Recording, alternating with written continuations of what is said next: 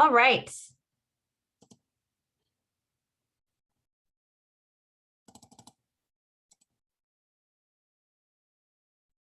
I'm just going to stop sharing my screen. Yeah, it's so weird. Liz, oh, 39 entered the waiting room.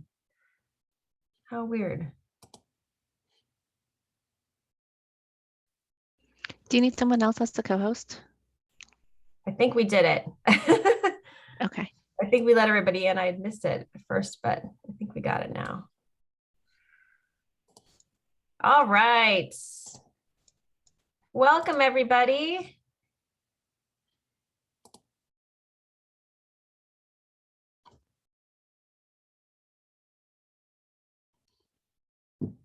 Welcome, welcome.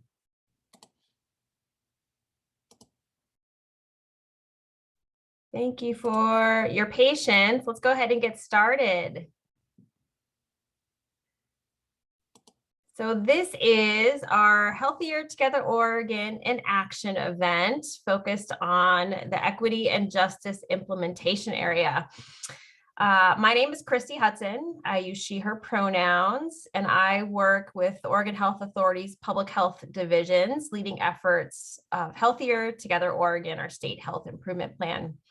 I'm a white woman, middle-aged with shoulder-length brown hair that I've got pulled back. And today I am wearing a green cardigan over a pastel striped shirt. This is our 6th HTO in Action event, and we're thrilled to have you join us. We've been hosting a series of events over the past year as an opportunity for folks to learn a little bit more about the State Health Improvement Plan, the strategies and activities of this plan, and to discuss and share the ways that you can all get involved in this work. Today, we'll be digging into the implementation area of equity and justice. Before we begin, just a few housekeeping items. Please do ensure your lines are muted for the duration of the event. You're welcome to turn your camera on. We love to see faces if you are feeling up for that today. We would also love for you to introduce yourself in the chat. We'd love to know who you are and where you're calling in from today. So please take a moment now to do that in the chat. And we love an active chat. So please, throughout the next hour and a half, we invite you to share information, your thoughts, reactions, resources, to make a friend, ask a question. We really want to see some great discussion in that chat today. This meeting is being recorded and will be shared out for those who are unable to join us, as well as being posted on the HTO in Action website. And I think that is it in terms of housekeeping. Closed captioning. Heather, were we able to get the closed captioning up and running?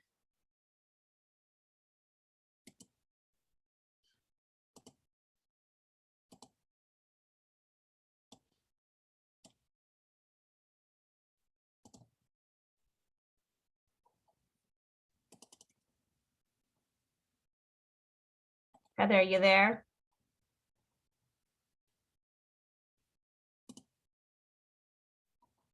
Okay, we are hoping to have closed captioning available for this talk. That will be available in English and in Spanish momentarily. When that is up and running, we will put links to that captioning in the chat box. So keep an eye out for that. Sorry for the delay in that captioning. Christy, it looks like the Spanish language captioner is up. FYI. Okay, I'm hoping Heather or Liz can help with that. They put a link in the chat. Oh, there is a link in the chat.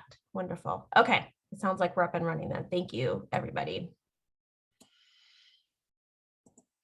Okay, before we begin, just want to take a few moments to share Oregon Health Authority's acknowledgements to community. Starting with tribal lands. OHA acknowledges that what we now call Oregon is the ancestral lands of many tribes, those now federally recognized and not. We are here because this land was and is occupied, and its traditional people were displaced by colonists and settlers. As settlers and guests, we recognize the strong and diverse Native communities in our region, from tribes both local and distant, and offer respect and gratitude for their stewardship of these lands throughout the generations. We invite you to learn a little bit more about the tribes in your area of the state, and there's a link there. I think Liz was going to drop that into the chat. If you haven't spent time on that map, really encourage you to do so and learn a little bit more about the history of the area of the state that you now call home. Also want to share OHA's acknowledgements to community. We acknowledge that there are institutional, systemic, and structural barriers that perpetuate inequity and have silenced the voices of communities over time. OHA is committed to partnerships, co-creation, and co-ownership of solutions with communities disproportionately affected by health issues, so they can actively participate in planning, implementing, and evaluating efforts to address health issues. We recognize that community engaged health improvement is a long-term and dynamic process. We are striving to engage with communities through deliberate, structured, emerging, and best practice processes. And finally, we are striving to make engagement with public health effective for communities, especially those communities that experience institutional, systemic, and structural barriers. So thank you again all for being here and with each other as we advance health equity for communities in our state. We're really trying to do things differently here at OHA, and really appreciate your gratitude and your graciousness as we learn with and from communities across Oregon. So like I said, today is the 6th in a series of 8 events we've been putting on to highlight the strategies and activities identified in Healthier Together Oregon, or HTO. And the purpose of these events is really just to convene partners like you from around the state who are working to advance health equity, especially those efforts happening within community health improvement plans. This is an opportunity to dig a bit deeper into the strategies and activities of this plan, share examples of this work in progress, and connect with others.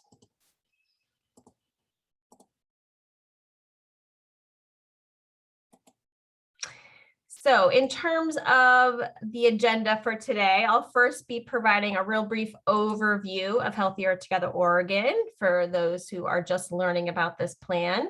And then I'm going to turn it over to my colleague, Victoria Demchak, who's going to do a bit of a deeper dive into the strategies and activities within the equity and justice area.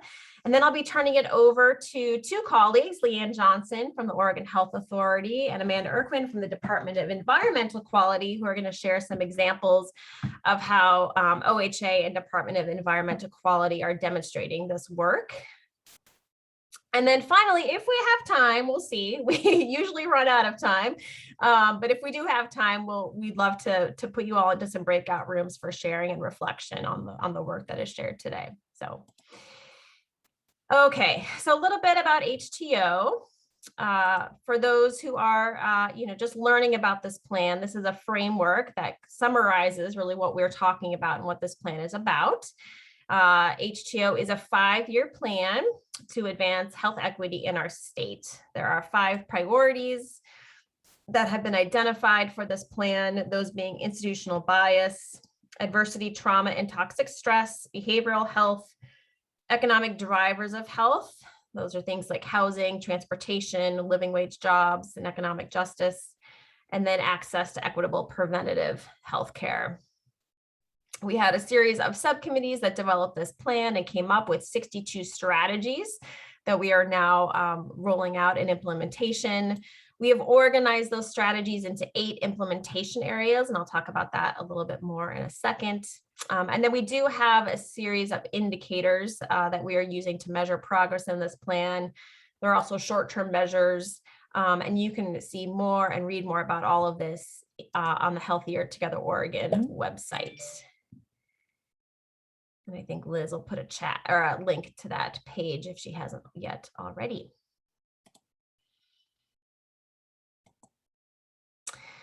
So as I said, the overall goal of HTO is to advance equity, and specifically for 6 priority populations that were identified back in 2018 with our state health assessment, and later amended by the partnership, who is the community-based steering committee that really drives and directs all of this work. So the priority populations for HTO are Black, Indigenous, people of color, American Indian, Alaskan Native communities, people with low income, people with disabilities, people living in rural areas of the state, people who identify as lesbian, gay, bisexual, transgender, questioning, and immigrants and refugee communities. And as I mentioned, there are 8 implementation areas. So these are the 8 areas. We're not going to go into all of these today. As I said, we'll be focused on the one in the top left-hand corner here, related to equity and justice. But really encourage you to look at some of the other areas that might be of interest. We have recorded and have slide decks from the previous HTO and action events. There are 2 more remaining in this series, technology and health and workforce development. So really encourage you to check out those other implementation areas that might be of interest to you. There's a lot of really wonderful work happening to support this plan. But today we'll be focused on equity and justice, and this implementation area calls specific attention to the work that state agencies can and need to do to dismantle systemic racism and other biases within our institutions. These strategies range from declaring that racism is a public health crisis, strategies that talk about the collection and use and importance of disaggregated data, demonstration of anti-racist commitments and policy and planning and investments, and how we can hold one another accountable to these efforts and to an anti-racist practice. And although the strategies that you're going to hear about today and the examples you're going to hear about today really are talking about the work of state agencies, we really encourage you all to consider how these strategies could be applied in a variety of settings. So for, wherever you sit, regardless of the size or the shape or the area of the state that you're calling from, we really believe that these strategies can be picked up and used in all communities and all agencies. And with that, I am now going to turn it over to my colleague, Victoria Demchak, who is the Health Equity Coordinator for OHA's Public Health Division. And Victoria is going to be providing an overview, a deeper dive into the strategies and activities within this implementation plan. Victoria, are you there? Hi, I am. Hey. So I'm Victoria Demchak. I use she, her pronouns, and I'm the Health Equity Coordinator of the division. A quick visual description. I am an East Asian and white woman in my 30s, and I'm sitting in a fairly well-lit room with a fuzzed out background. I'm wearing a blue sweater and a black collar. So what I wanted to touch on briefly before we walked through these different strategies and activities are a few takeaways. Three of the things I just want to invite you to consider as we look at these is that this is a not comprehensive set of activities we're highlighting. There are more of activities like this that are happening. You might be able to identify and talk to others that are happening in your work or in your field. So this is not comprehensive, but we wanted to make sure that we were identifying some that happen that affect some of the sectors that we're looking at. Second, I'm going to be talking about the activities. I'm not always going to be talking about the supporting evidence and the documents and the images that are here because we're a little bit short on time. So I want to invite you to look more closely at those if you're interested. And last is that sometimes in these, equity and justice are front and center, and sometimes they are braided into how the work happens. So sometimes they'll feel like we're really talking about kind of detailed issues of implementation. And I want to invite your questions and thinking about that. And I did want to highlight that sometimes we really have to look at how this happens, because on its face, some of these activities feel like they should already have equity included, or equity and racial justice. But the precise ways that implementation or that data are shared can sometimes feel really important in changing how community participants are engaged and how they're reflected in the work. Okay, now I'm going to go into it. Thank you. So our first one is to declare institutional racism a public health crisis. Here we have an image of the Enrolled House Resolution 6 from 2021. This declared institutional racism as a public health crisis. We're also seeing from our agencies, including our own, commitments to racial and health justice from agencies, businesses, and organizations.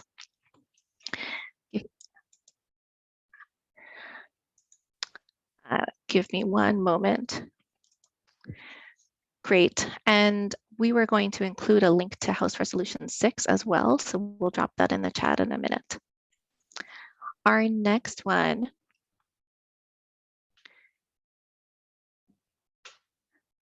is to reduce legal and system barriers for immigrant and refugee communities, including those folks without documentation.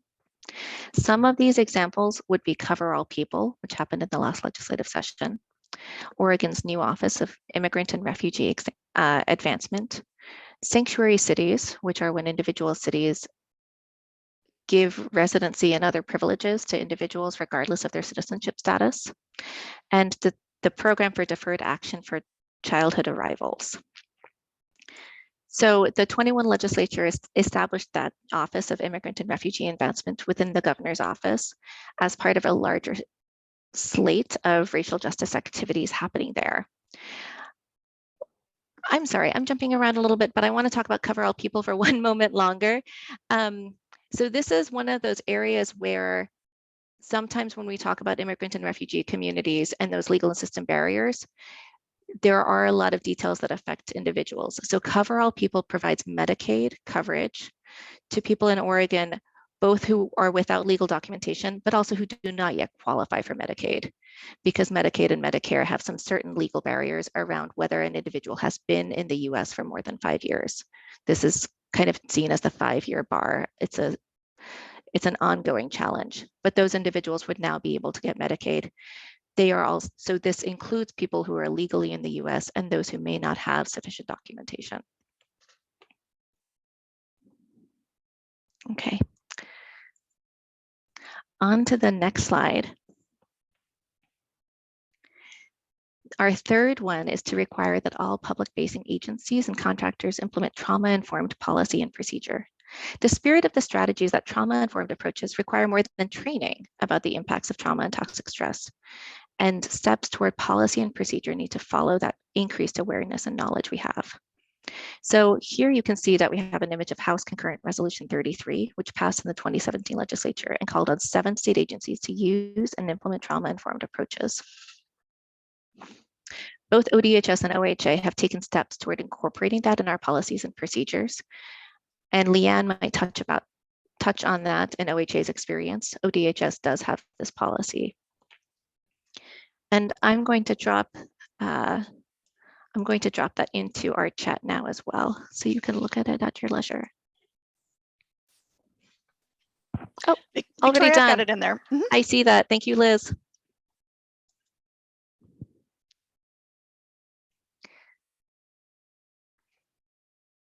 So you can see here that there are some other sample activities beyond this concurrent resolution to make sure that we implement it around the trauma-informed physical environments, workplace wellness initiatives, human resources, and many of us work with Trauma-Informed Oregon, which is a specific nonprofit that lifts up and educates and provides training for becoming a more trauma-informed provider, practitioner, as well as an organization. Next slide. So this next strategy is to ensure that state agencies engage priority populations to co-create investments, policies, projects, and agency initiatives. So this diagram is one that we developed at OHA in the Public Health Division to describe how we think of community partnerships. On the left side, you can see the forms of engagement and shared focusing on communication and outreach. These are like less tight ties between our organization and the communities that it's working with. And as you work toward the right, you will see that it moves increasingly toward shared power with collaboration and shared leadership. We had adopted this, it is modified from a CDC best practices document about how to engage with communities, and builds upon other work that happened in sociology and political science in the 70s from Shelley Arnstein. When we've been using this, we do also see that we have to invest a lot on the left side. We need to form a lot of connections with different organizations and people at different levels to do that outreach and consultation and move toward closer and more trusting relationships on the right side. There are a lot of other great examples, especially from the COVID response, of how state agencies have pivoted in their work with community, moving from outreach and consultation to shared leadership. This is happening where community co-creates policy and programs with state agencies. We can see that this meaningful engagement, which we are still learning a lot about, requires a lot of intentional actions, from compensation policies that recognize the invisible labor borne by communities of color, and the expectations that participants don't just show up as unpaid volunteers. I know that all of you have been doing this with HTO and thinking about how you can show up and how you enable others to show up. So I really appreciate you leading that. Next slide, please. So the next strategy is to ensure that state health indicators are reported by race, ethnicity, disability, gender, age, sexual orientation, socioeconomic status, nationality, and geographic location. So this image on the right is one of our sample indicators for access to clinical services. It's for dental visits among children from 0 through 17. It looks at children with any dental visits in this time frame by age group and sex, which lets us see differences in access and frequency of visits among, in this case, you can really see that disparity between very young children who are 0 through 5 compared to older children. But there's a really big gap here. We're not also looking, while the conversation, and when we look at, if you have the time to look closely at the state health indicator, there is a conversation about how we know that there are existing disparities in dental services for children based on geography, gender, sexual orientation, socioeconomic status, disability, nationality. We are not still capturing enough of that data to be able to have a broader conversation about the effects and impacts of those on how children have access to dental services. So this is still an opportunity and something we're working on, but I wanted to show you where we are with this right now and invite you to think about what you would like this to look like in the long term. Next slide, please.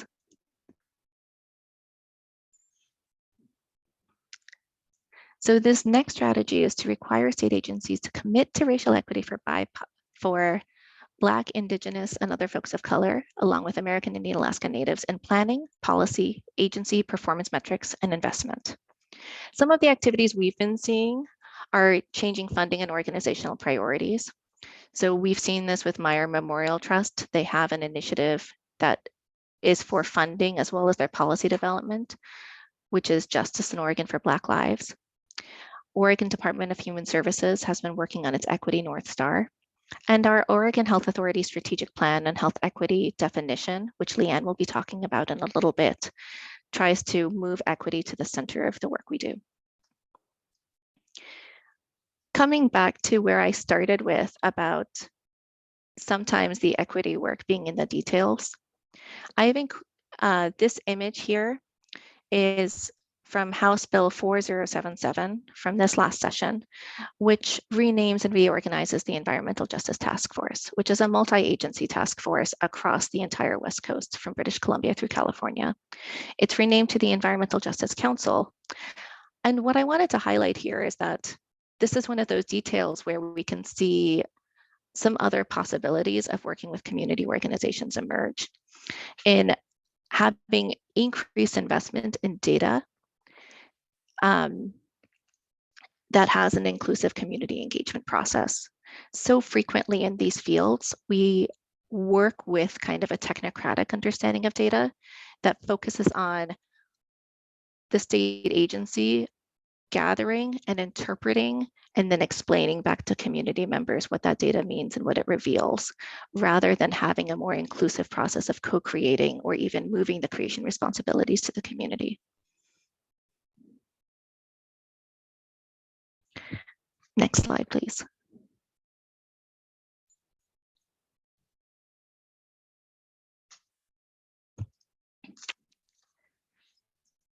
So this next one is to build upon and create Black and Indigenous and people of color, as well as American Indian Alaska Native-led community solutions for education, criminal justice, housing, social services, public health, and healthcare to address systemic biases and inequities.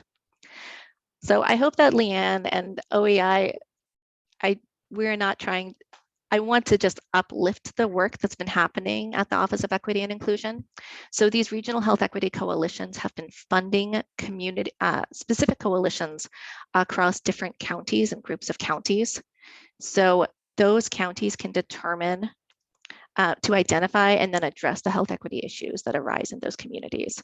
This model works by building on the inherent strengths of those local communities to identify sustainable long-term policy, system, and environmental solutions to increase health equity.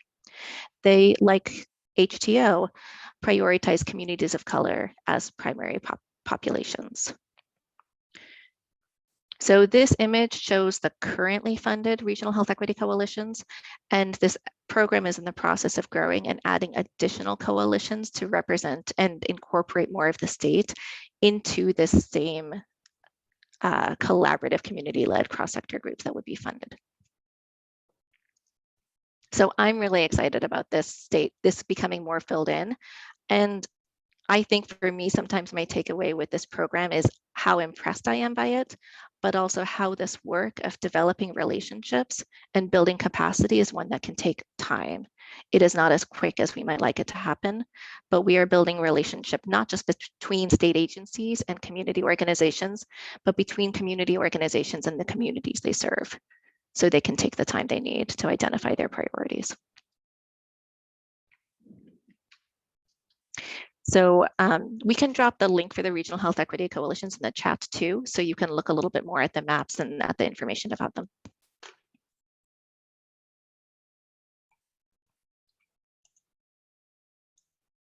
And here is our last slide and our last strategy, which is to ensure accountability for the implementation of anti-racist and anti-oppression policies and cross-system initiatives. What I wanted to highlight here was the new Racial Justice Council that Governor Brown set up in first kind of informally in 2020, but it has gotten, it received some founding legislation in 2022 in this last legislative session. So this is another opportunity for sharing power around budget and policy recommendations. And in this case, the focus of this group is to influence the short, medium, and long-term goals to address structural racism and put Oregon on a track to build a stronger, fairer, and more equitable Oregon where everyone can thrive.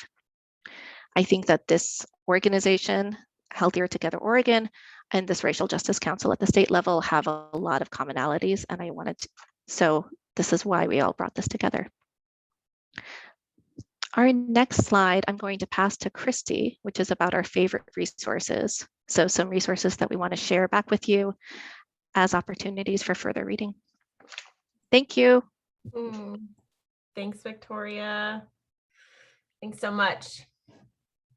A lot of very rich, challenging strategies that you so articulately described in a short amount of time. I really thank you for being here. So like Victoria said and shared, although many of these strategies really speak to the work state agencies, we hope that you all are considering about how your agency or jurisdiction, wherever it is that you are coming from, are thinking about what these strategies mean to your particular setting, to your community, and ways that you can uplift this work from wherever it is you sit. Here are some of our favorite resources that we look to in implementing this work, and we offer these as resources for you all. And definitely encourage you also to share your own favorite resources. Now would be a great time to do that, and we will definitely share those out back out with the full group after today. The State of Oregon Diversity, Equity, and Inclusion Action Plan. So this is actually something I just want to call out. This was a plan that was released by the Department of Administrative Services. I think it was just last year, and really describes the work that state agencies can be doing to advance equity and inclusion within state work and the enterprise of state work. And not surprisingly, all of HTO aligns very well with that plan. So we really see that as a very important companion document, particularly for those of us who work in state service. Lots of other resources here. I'm not going to spend much more time on it. I think Liz is dropping those into the chat as well. All right. And with that, I am super excited to turn the mic over to Leanne Johnson, who is serving as the Director of the Equity and Inclusion Division for OHA, for Oregon Health Authority, and is going to share just a few of the many, many things that are happening at OHA to advance health equity. Leanne, the floor is yours. Thank you for being here. Oh, wonderful. It's a pleasure to be here. Thank you, Christy. Hello, everyone. My name is Leanne Johnson. I'm the Director of the Equity and Inclusion Division for the Oregon Health Authority. My pronouns are she, her, and hers. And for visual description, I am a Black woman with black and graying hair up in a bun.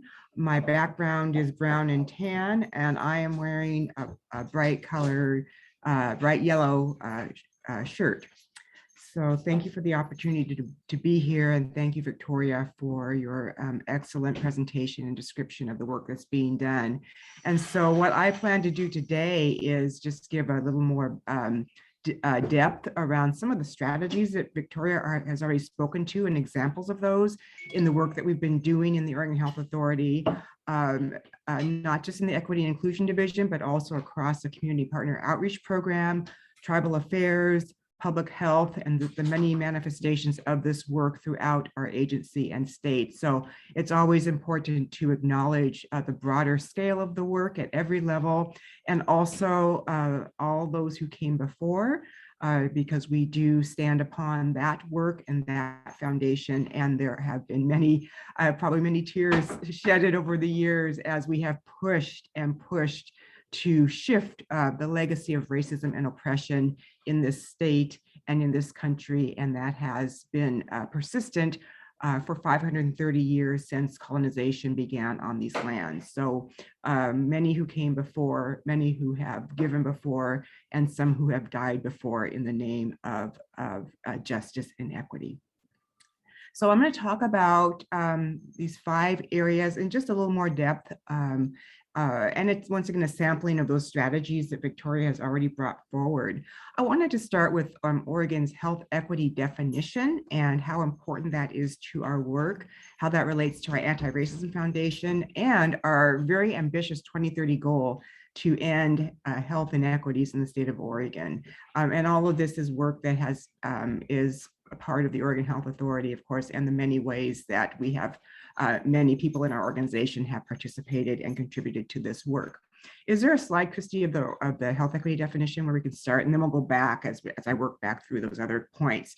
So this is Oregon's health equity definition. It was adopted by the Oregon Health Policy Board in 2019, prior to the pandemic. And this work, as we have stated, has been going on for many years. So some might ask, why are we just now coming upon a health equity definition in 2019? I'm going to be very upfront that we have pushed for many, many years to get this work focused around very specifically recognizing, reconciling, and rectifying historical and contemporary injustices, and taking this work all the way upstream to the root cause of the problem. And the root cause of the problem is that 530 years, that legacy of oppression, of racism, of bigotry, of bias, and of dehumanization. So it took a while to get a definition because that was not necessarily accepted practice or thought throughout the state around what the causes are of our inequities. So we were finally able to, through the Oregon Health Policy Board, through the leadership of the Oregon Health Authority at that time, and through the Health Equity Committee and the many and the great work of other aspects of our agency, including our team in the Equity and Inclusion Division, to move these ideas forward. And they are more than just ideas, because we've got to have action that connects to this. And I think that is the beauty, not only of the work that is being done across the Oregon Health Authority, but the role of the Healthier Together Oregon work, because it does truly give action to ideas, and it truly does provide a much broader platform for this critical work when it comes to health equity and ending health inequities. The other pieces of this that are critical relate to the fact that it speaks to collaboration. It speaks to collaboration across multiple sectors, and very importantly, tribal governments, and honoring the government-to-government relationship with the tribes. Another really critical piece relates to that redistribution of power and resources, also a cornerstone of the Healthier Together Oregon work. And then again, reconciling those historical and contemporary injustices that exist not only institutionally, but also individual to individual. And we can't forget that it's individuals that made the system, it's individuals that perpetuate the system. And this is why the equity and justice aspect of Healthier Together Oregon are so very important. The action is inherent in the definition. If we can go back to the previous slide then. And as we're embarking on this work over the years, and my previous commentary on helping to move the thought forward on what the problem is we're really trying to address, the problem of racism, of oppression, of dehumanization, the agency has been working for the past couple of years on an anti-racism foundation to our work. Now, this is not at all to diminish the broad range of priority populations, but it is to go to one of the specific causes of the inequities and one of the specific causes of injustice. I've already spoken to the 2030 goal. Once again, ambitious. Will we get there? We don't know. We won't know. But what this does, it sets the intention that every action, every decision we make from here on out, 2030 and beyond, must be working affirmatively toward the goal of ending those inequities. And unless we are thinking in terms of day in and day out, action in, action out, we run the risk of falling back into status quo. And so that's why the 2030 goal of ending health inequities is so very critical, and why the foundation of anti-racism is critical, and why the health equity definition, to pull us all together on a foundation that is supported as well as supports Healthier Together Oregon, those concerted efforts are really what are going to make a difference in this work. I will not go into a whole lot of detail around regional health equity coalitions because I thought Victoria did an excellent job explaining the importance of the regional health equity coalitions and the work that's being done and the expansion that's on the horizon. But the whole idea of self-governance, of the identification of regional issues, because we are a diverse state on multiple levels, including regionally, and it's important that people have the agency to not only identify the issues that are most important, but the solutions to those issues as well. So our role as government in this is provide the dollars for infrastructure and development, and then community takes it from there. And that's really the model that we need to be following in all of this work. It was very much demonstrated in Healthier Together Oregon in the way this plan, the State Health Improvement Plan, was formulated through community and government stepping back and community leading. And so that's really an important aspect of work moving forward. The importance of disaggregated data is also cannot be spoken too much. because we will not know what interventions we need to put into place, what interventions need to continue without understanding what the issues are. And the importance of data around especially race, ethnicity, language disability, sexual orientation, gender identity, and gender expression are critical based upon the fact that the populations, these are the populations and communities that have been most harmed.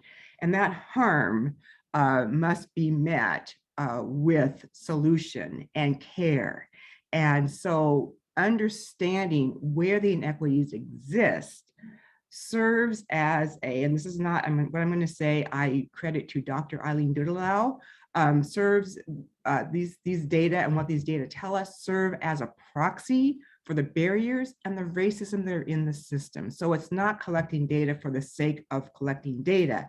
It's collecting data for the sake of understanding the issues, where they sit, who is being left out, who is most harmed, and then what are the interventions we put in place. And Healthier Together Oregon, once again, is a foundation of intervention. I also want to point out that the Racial Justice Council that was spoken about just briefly by Victoria has been key in helping us move that work forward and creating a much broader investment for that work. To the point of moving from one staff person doing the work to 23 staff people doing this work. And that's just within one division. And there are multiple positions throughout the Oregon Health Authority doing this work as well. I'm going to move to the next the next point around organizational resilience and healing policy. And this work has been especially important. We did take a step back as an agency because it started out as being focused on trauma and trauma-informed interventions and care, which is important. And at the same time, what we were hearing from community and what some of the newer research is telling us is that communities are saying we are more than our trauma.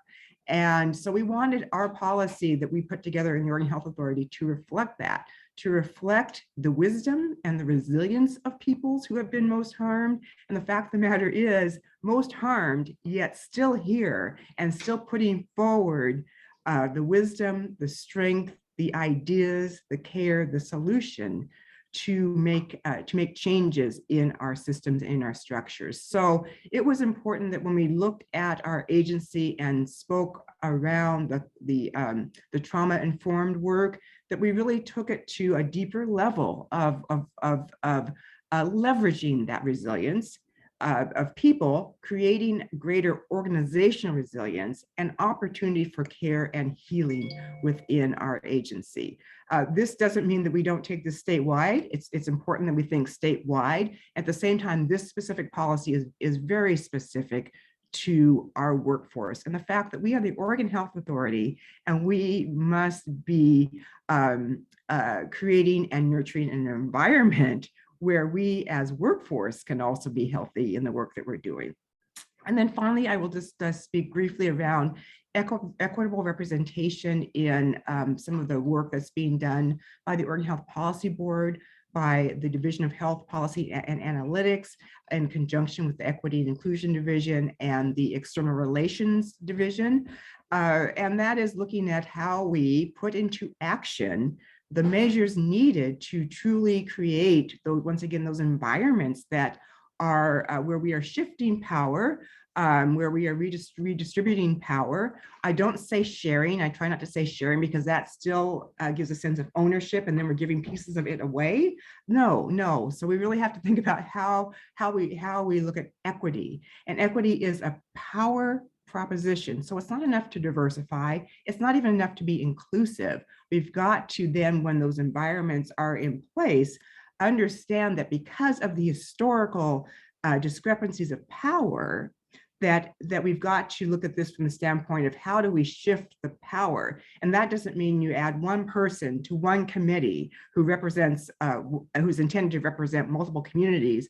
That says that we look at what representation looks like, and then also what structures and systems are in place on our boards and on our committees so that people are not put to the margins in that work. But once again, government is actually following the lead of community, the lead of people that know the solutions because they live the life on a daily basis. And so that we can truly think about not just giving pieces of power away or pieces of work away, but really looking at how we restructure, dismantle what we've been doing, flip that on its side or on its head, and work very, very differently than we've ever done or known, not only in the Oregon Health Authority, but in the state of Oregon. So I will stop there. I thank you very much for your time and your interest in this work. And I think I will turn it back over to Christy now. Leanne, thank you. I always feel so honored when I have a chance to hear your inspiration and your wisdom. Thank you so much. I bet people have questions for you or would like to ask you to add a little bit more. I'm going to ask if you do have questions, folks, to put that in the chat. We're going to move to our next presenter, and then we'll get to your questions after that. So please don't be shy. If you got things you want to follow up with Leanne about, please put those in the chat. And in the meantime, I am going to turn it over to Amanda Meyer, who is a senior policy analyst with Oregon's Department of Environmental Quality. And Amanda is going to share about how they have applied an anti-racism approach with the development of a new strategic plan for the built environment. So I'm going to stop sharing, let Amanda take the wheel, and hand you the mic. Thanks for being here, Amanda. Yeah, thanks so much, Christy. And just to make sure you can see my screen. Okay, perfect. Yeah, thank you so much, Christy and Leanne and Victoria. It's been awesome to hear all of the great work that OHA is doing. And thank you for the invitation to share the Built Environment Strategic Plan. There's a lot of really awesome work happening at DEQ. So I won't cover all of that, but I will at least talk about this particular work. And so as Christy said, I'm a senior policy analyst and architect at Oregon DEQ. And my work is to reduce the impacts of materials in the built environment, and specifically where that intersects with climate and health and equity and racial justice. And also I'm a white woman with shoulder length brown and pink hair, and I'm wearing a black sweater. And I am in front of a background image that includes a lake, trees, and a mountain peak. Okay, and so just to jump ahead here, so really excited to share today, especially on this topic of equity and justice, because really important to the development of the Built Environment Strategic Plan was centering equity and racial justice and well-being. And so we did recently publish the strategic plan just over a month ago, and I am going to quickly drop the link to this in the chat if you'd like to take a look at that as we move ahead. And so just to start here, this is essentially a graphic roadmap of our process in developing the Built Environment Strategic Plan. And since it was really important to integrate equity and racial justice and well-being from the very beginning, I'm just going to use that as kind of our pathway to work through the presentation here today. So starting with the initial planning, moving into the scoping workshops, which is really the bulk of where this effort happened, and the co-creation that Leanne spoke of.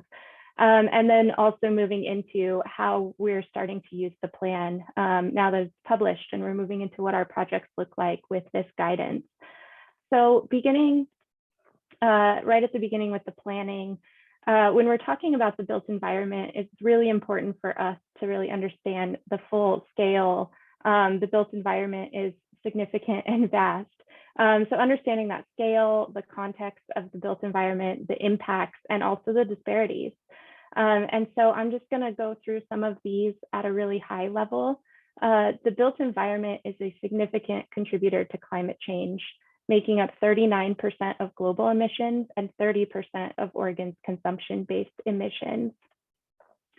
Construction and demolition waste also makes up nearly 1/3 of Oregon's waste stream. And there are a number of building materials and chemicals that have been identified as of concern. And so this being one list that industry has published. And when you translate that into the CAS numbers, understanding that this is hundreds of chemicals that are going into our building materials and therefore our built environment every day. And then also understanding that these lead to significant human environmental health impacts, some of which I've listed on the screen. And so just really understanding those health impacts that come from all of these layers of climate change, these chemicals, and also understanding when we get into planning and zoning and these other questions around how the built environment comes together. And hearing statistics like this, that 70% of Superfund sites in the US are located within 1 mile of federally assisted housing. And so as we dive a little bit deeper into the systemic injustices that are built into the built environment, looking at redlining, and here we'll use Portland as an example. And I'm sure many of you are familiar with redlining, but for those who aren't, redlining is the use of these color-coded maps that, like you see on the screen, that were originally developed by the Homeowners Loan Corporation to openly discriminate against people of color, both denying the ability to purchase homes, as well as denying access to home loans to help fund repairs. And so neighborhoods were graded an A through D, and in particular, A being quote unquote best, moving to B, still desirable, C definitely declining, and D, which was called hazardous. And what was put in the maps to designate a neighborhood as hazardous was kind of two factors. It was proximity to industry, but it was also how heterogeneous the populations were in these neighborhoods, and in particular, how much of the neighborhood was really made up of people of color. And so these really openly racist maps were used to disenfranchise entire communities and led to disinvestment, justified disinvestment, including lack of investment in infrastructure, amenities, green spaces, and all of these things that we're seeing now are exacerbating the impacts and the effects of climate change in these neighborhoods. And just one current example of that here in Portland as well is looking at the study from Portland State University from a couple of years ago and looking at the heat islands that are the difference in heat island effect in redline neighborhoods compared to their adjacent non-redline neighbors. And they studied 108 urban areas and found almost exclusively across the board that the redline neighborhoods were significantly warmer than the adjacent neighborhoods. And Portland was actually the city they found that had the worst discrepancy, where redline neighborhoods are 12 degrees Fahrenheit warmer. And then of course, this matters because of the increased vulnerability to health risks of extreme heat events. In addition to being warm in general, we're seeing that change with climate change. And so then we also start to look at displacement. So the introduction of the I-5 corridor, the building of the Veterans Memorial Coliseum and Rose Quarter, and also the introducing of Emmanuel Legacy Hospital.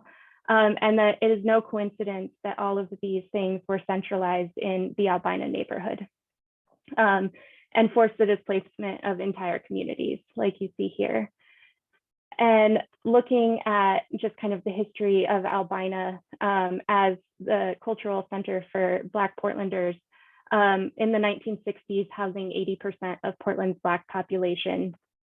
In the 1970s, over 50% of Black residents were displaced from Elliott, which is what you see on the right side here, the lower part of Albina. And then in the 1990s, the population now being at 68% of Portland's Black population, and by the 2010s, that number dropping to 20%. So really just seeing this, the impacts that these decisions of policies had over time in various ways. And then I also want to look at native lands, and particularly jumping to what we now call the Dalles, and looking at Celilo Lake, which we know used to be Celilo Falls. And Celilo Village and Celilo Falls were centers of life for tribal communities, including the Umatilla, Walla Walla, Cayuse, Nez Perce tribes, Yakima Nation, and the Confederated Tribes of Warm Springs. This village was the oldest continuously inhabited settlement and one of the most productive fisheries in North America. But in 1957, it was submerged in 8 hours. And the drowning of the falls was an irreplaceable loss to the cultural, spiritual, and economic well-being of the Native people whose families had used the site for 9,000 years. And so we asked the question of why did this happen? And it was for the construction of the Dalles Dam. And so what we see in this example is the desire for power generation to support regional industry growth, winning out over the cultural, spiritual, and economic well-being of tribal peoples who'd occupied this area for thousands of years. And so summarizing all of this, I think is best said with this quote from Hop Hopkins, that you can't have climate change without sacrifice zones, and you can't have sacrifice zones without disposable people, and you can't have disposable people without racism. And looking at all of this together in kind of setting the context for what is the history of the built environment, what are the impacts we're seeing because of that, understanding just how important it is to center race and racial justice in the work that we're doing, as Leanne spoke to earlier as well. And so just to touch also briefly on some of the outcomes that we see because of these historic policies, and of course there are far more, but again, this report from PSU talking about these heightened temperatures in redline neighborhoods.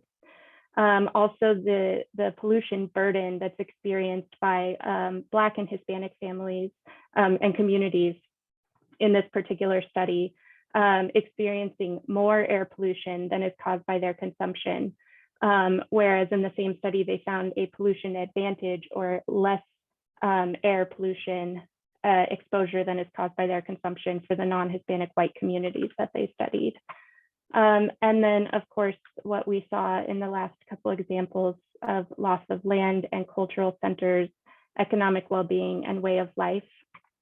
And then also, as we see that generational wealth building opportunities that were lost because of policies like redlining, and there are other policies that contribute to this as well. And so this is all really big to carry and really helped inform what was important as we moved into our scoping workshops and how we really wanted to structure our team and our approach to developing the strategic plan for the built environment. And so just kind of looking at overall the scoping workshops, I'm going to hit on these three important factors here, beginning with diverse interested parties. And so thinking about how we kind of built out this table, set that really differently from the beginning, as opposed to, kind of speaking to that traditional format of developing a strategic plan where it's a few folks from a program sitting at a table together in a room, developing a plan and publishing it and saying, this is what needs to be done. For us, it was really important to acknowledge this bigger context and make sure that we had a diversity of folks participating and contributing. So we did have some folks from our program. We also had folks from other parts of DEQ in the agency, from air quality, from environmental justice, from the Eastern region, kind of broadening this reach. And then importantly, we had folks outside of DEQ at the table.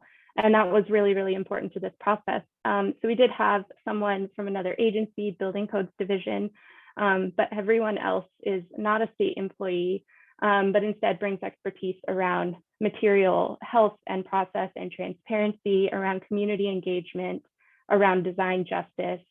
And also very importantly, everyone was paid to sit at the table. as my colleagues at OHA have spoken to already, how important that is to make sure that everyone is paid for their time and their labor. And then also really importantly was that this process was not led by DEQ alone. And so bringing on a partner, here you see Sanju Kim of Diversity and Design. She and I co-led this effort together. It was not led by DEQ alone. And so that was really, really important to this outcome, as well as saying DEQ does not need to be in the driver's seat for this process. And so then moving into kind of the next phase, we have a team established. We're moving into the workshops, and what we're asking folks to do is to think really expansively, understanding the scale and the impacts of the built environment that we covered in the earlier slides, and really grounding ourselves in that. But also asking people to show up not just with their professional expertise, but also their lived experience.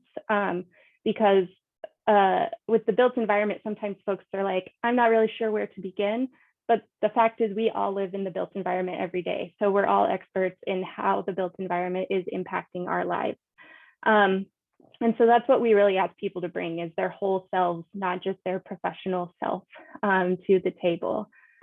And so really important to this was saying, you know, kind of looking at this bigger picture of the built environment as we would typically maybe talk about it, but understanding that there's this larger system that needs to be unpacked. There are policies and programs that are informing why the built environment looks and acts and leads to the outcomes that it does. And so we did that, not only building from, at DEQ, we have the 2050 vision for materials management and the 2020 framework for action that really guide the work that our program does. But we understood in this process, we needed to bring some additional frameworks that specifically helped us address the scale and complexity. So there were 3 of those that we integrated in our process. The first is design justice. And this is a framework that's really championed by Colocate Design, who's located in New Orleans, although they now have a Portland office, which is very exciting that they're in the state. But what, excuse me, what design justice asks designers to do is to use the process and outcomes of design to dismantle the structures which use design to perpetuate racist and other oppressive systems. And importantly here is that design and designers is really used in kind of the broadest sense. You know, looking at built environment, one might traditionally think an architect and a building, but we're talking about that in a much more broad sense, and understanding that designers can be government employees designing programs and policies that lead to how the built environment is able to be built, whether that's zoning codes, whether that's building codes, whether that's procurement policies at a state level. There's all of these processes that help inform why the built environment looks the way it does, and all of those are designed as well. And then also we brought in the strategy of emergent, emergent strategy, that framework from Adrienne Marie Brown, who is brilliant, and I recommend checking out all of her work. But a couple of things that were really important to how we integrated emergent strategy in our process was this openness to new strategies, ideas, and ways of doing and being that emerge over time. And what that really spoke to for us is this adaptability. It wasn't publishing a plan that had a set series of projects that needed to be completed over a specific time frame.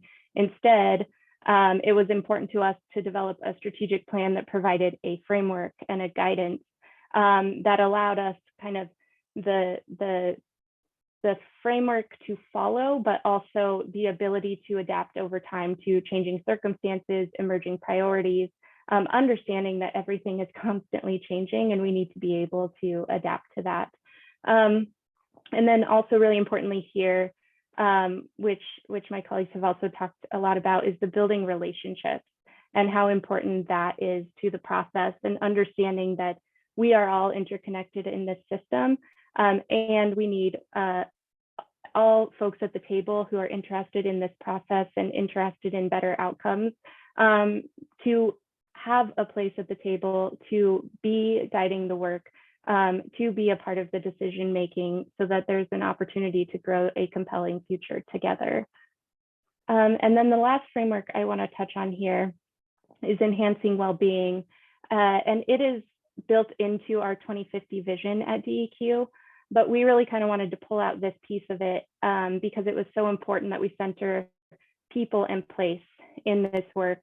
And that really kind of being this idea of moving from the abstract of what the data says to understanding what the actual impact is to lived experience. And so that's the concept around this, the centering of people in place within these systems, drawing these connections. And we've really established that enhancing well-being is essential to good governance in our work. And so then moving into the work areas and guidance. So we closed out the sessions by just translating all of this discussion, all of the research and grounding we had done into the framework, which became the Built Environment Strategic Plan, and especially important to guiding how our work is done moving forward are the priority work areas and the guidance. So I'm just going to touch on each of those briefly. As I mentioned, it was really important that this plan wasn't a list of projects. So instead, what we did is identify high impact and high priority work areas with the steering committee. And in the plan, it outlines that any work we do should fall within at least one of these work areas.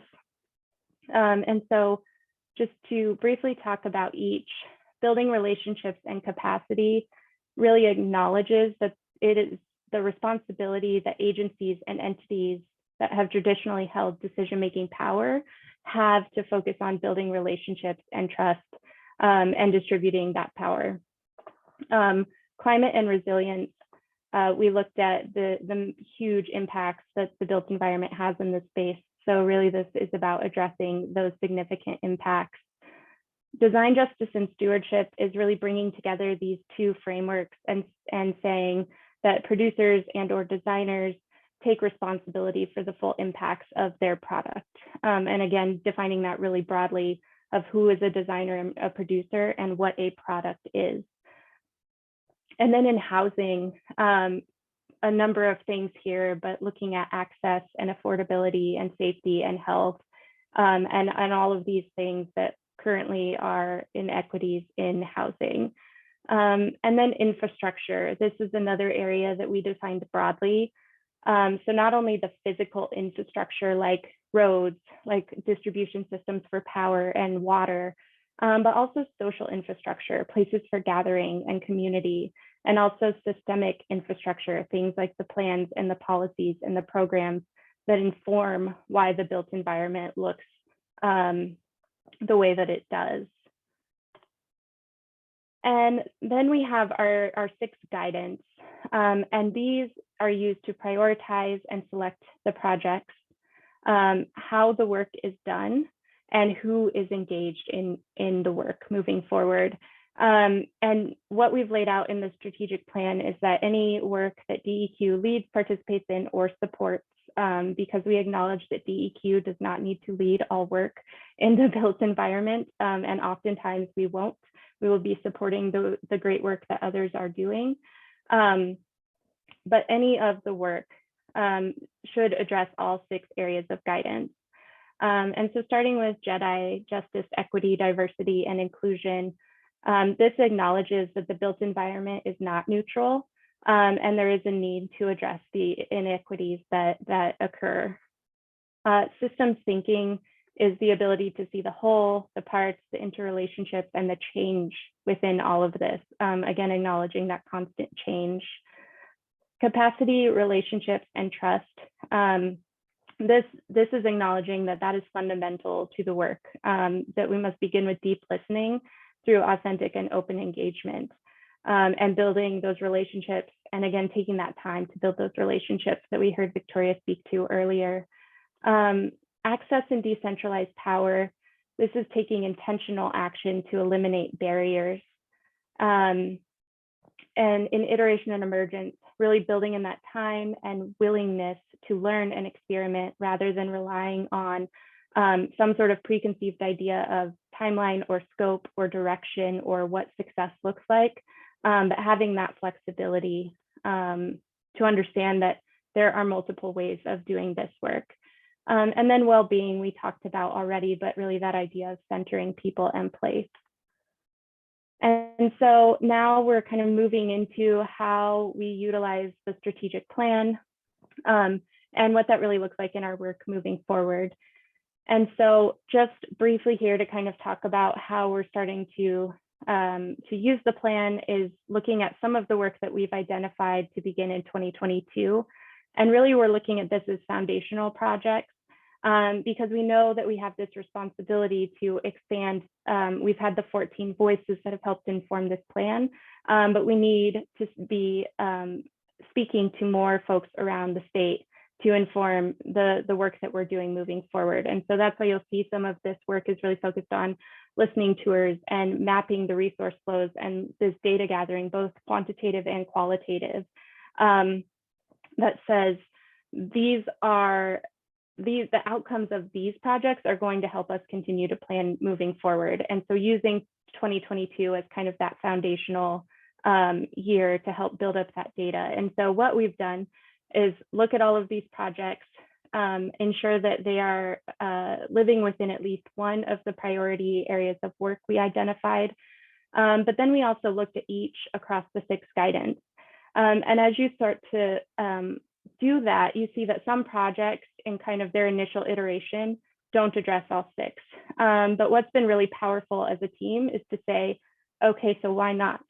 Why is it not currently addressing it and what needs to change so that it does, rather than saying, well, it's okay, it addresses most of them, we're going to proceed.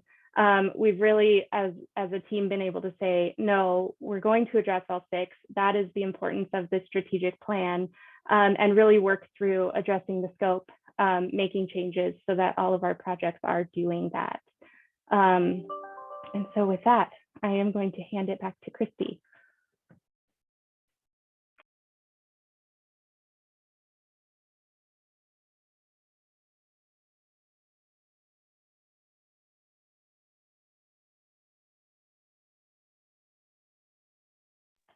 Oh, Christy, you're muted.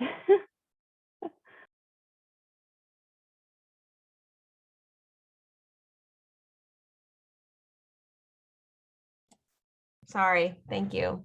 I was going to say that was so beautiful. I didn't think that that would be a word I would use to describe a built environment strategic plan out of Oregon's Department of Environmental Quality, but it was. I learned so much about the built environment, and I'm just amazed about how you took like such a right brainy type of activity and really, I don't know, it was really beautiful. I learned a lot. Thank you so much. And you got lots of praise in the chat too. All right, it's 2:16. I am wondering what questions or what is on all of your minds out there as you've listened to such rich examples of work that is happening in our state, or if you have examples from your perspective or your agency or your county that you want to share. So would really, in the little time that we have, I think we'll just skip the breakout rooms for today and just really open it up to anyone who's still with us and wants to share either a question, a reflection, something from your heart. You can put in the chat, or you can be brave and come off mute. We'd love to hear your voice. What's on your mind? I have a question. This is Princess from Klamath Falls. My question is, and again, Amanda, that was a wonderful presentation. I loved every part of, not just the presentation, but the work that went into it. My question is about paying people for their time. So I live in a rural community, and a lot of work we do here is about collaboration, is about unpaid time. We're all trying. I don't know if the sense of paying is to make it valuable, or who is to be paid, who's not to be paid. Does it mean when we do all of this in this place is not as, we're not being valued. I don't know how that really plays practically into the volunteer work we do around here. Thank you for the question, Princess. Leanne or Amanda? Do you have any thoughts to share? Leanne, do you wanna go first and then I'll follow up? Either way, Amanda, I'm happy to speak to that. Well, one of the, as we as government begin to understand more and more that we're not the leaders in this, yet we are the ones that are getting paid for this, and we are relying upon the members of the community to provide us guidance and ideas and assistance and help. And that is the fact that so many people are asked to do that without compensation of any kind is inherently an inequity. It's one of those built-in barriers to the system that devalues community members. And when we're talking about work that from the standpoint of equity, we are typically going to people that have been most harmed historically and currently by those inequities. And so we have struggled absolutely with how do you create some sort of a compensation system that accounts for that, and a system that doesn't create even more inequities, because as you said, Princess, who gets paid, who doesn't get paid. And one place to start anyway is a place that we have been exploring, and there's actually legislation that has been passed that is starting to allow, if you will, for lack of, that's not the best word, but is starting to recognize this value, and is saying that at the very least, we should be paying people that that serve officially, that have been appointed to a committee or asked to be on a committee, that we should be providing compensation, and not just for the day they go to the meeting, but the work that's being done in between meetings. And so that's a place to start. That still doesn't, in my opinion, I think in the opinion of many, does not get to the broad range of work that's being done by community at the, you know, for the benefit of the broader state of Oregon, and for those of us working in government. So I think there's still a lot that needs to be worked out on that. And this is actually a place where some community engagement and listening sessions around this very topic would be helpful, because it points to, we have very structured ways. We'll go to committees first. It's very structured, it's safe. We know that this person's doing that and that person's doing this. But it still doesn't get to the broadest breadth and to the depth of the issue and the compensation. And in the past also, I know that we've provided gift cards for people that have been asked to come to community engagement events, you know, things like that. And so anyway, there's still a lot to be ironed out. And I think that seeking following and seeking information and following the lead of community is going to be the way that we can best continue to develop a system that doesn't continue to have inequities baked into it. That's a long answer to your question, and it's not really totally an answer, but I will, Amanda, if you have anything to add, or Christy or Victoria, anyone. I think that captures it so well. And I guess the only thing that I might add is one example of how we're trying to figure that out with some of our work moving forward, especially the listening sessions, is where we draw that line, to your point, Princess. And one of the ways that we've thought about doing that is our listening sessions will include folks from local government, will include folks from industry, and most importantly, will include folks from impacted communities. And so how we've decided to draw the line is folks from impacted communities will be compensated. The others likely are able to attend as a part of their jobs. And so really, as Leanne said, looking at this as like, we're asking someone to do work and labor, and they're not being compensated in their other role for that work. So being able to provide that. So that's at least where we're trying to do it right now, but I agree, there's so much to still be worked out. Mhm. I noticed that John came on camera. John, did you, as our community partner outreach Yeah. program representative, did you have something?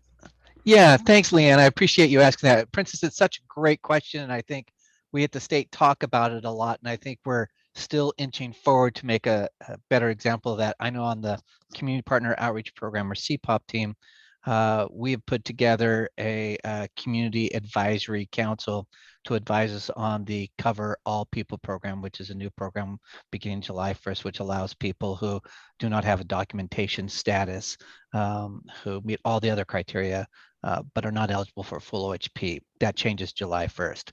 But as we designed that program, we realized that us sitting at the state are way too far removed.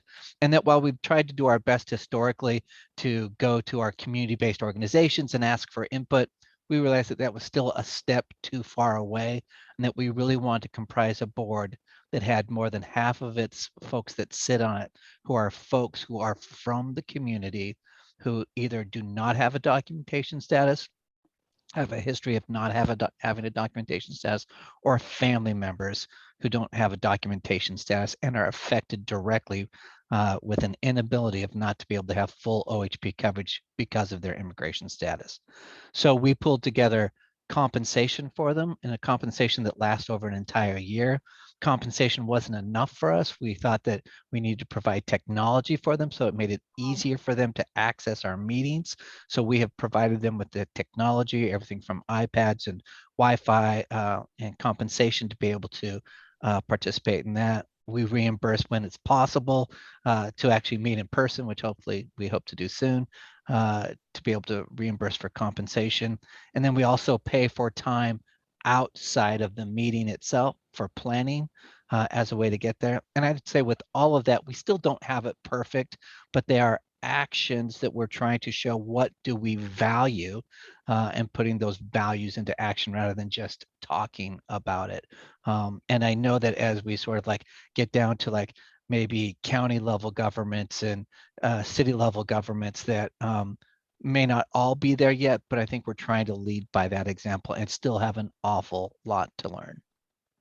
But I think we can no longer say, please give us your input, tell us what we're supposed to do, and we're not going to compensate you for it.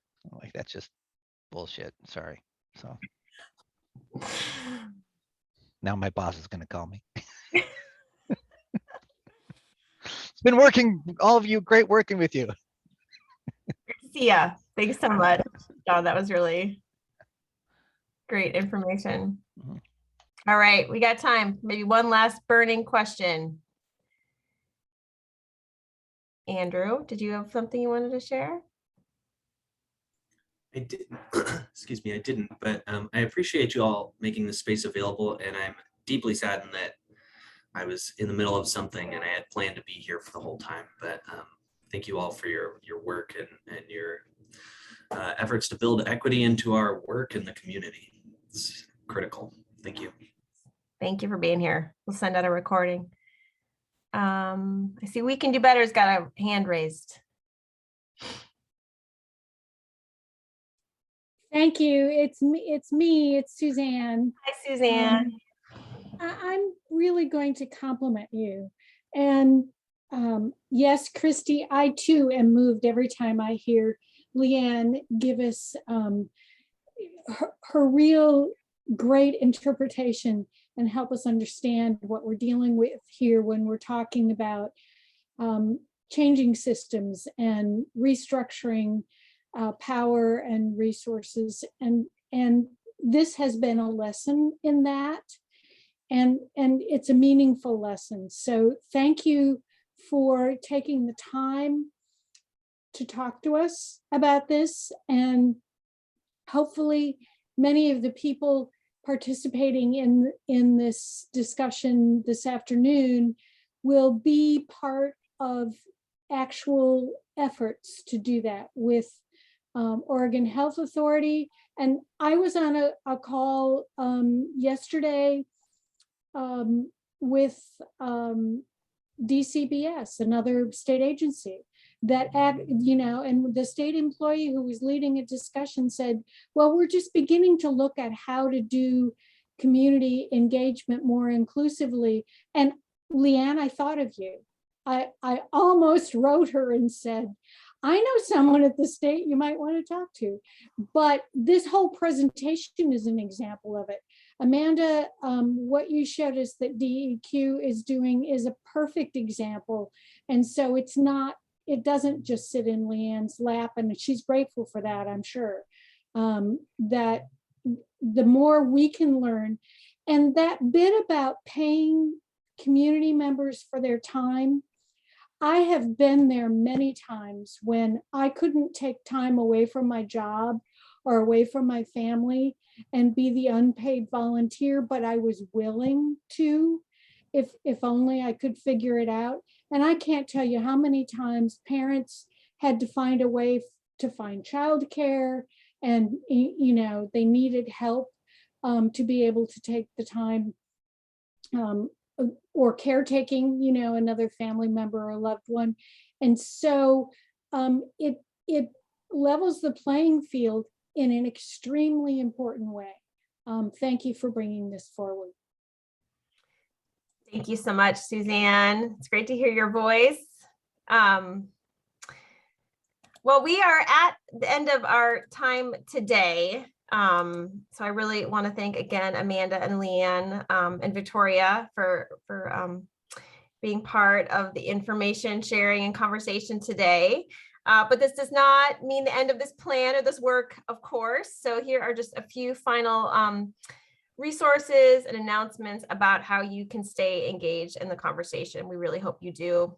Like I said, there are 2 more of these events that we will be holding to wrap out the series. The next one is around technology and health. We'll be focusing in on community information exchange, electronic health records, and telehealth. And then workforce development will be in July.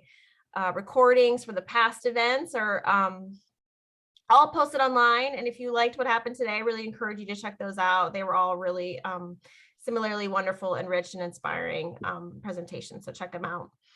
We have a base camp, which is an online kind of space for people to continue the conversation. We'd love to get you involved in that. So if you want to join the base camp for HTO, please just send us an email and we will send you an invite. Finally, we have an evaluation survey. We'd love your thoughts and feedback about how today went for you and your suggestions for next time.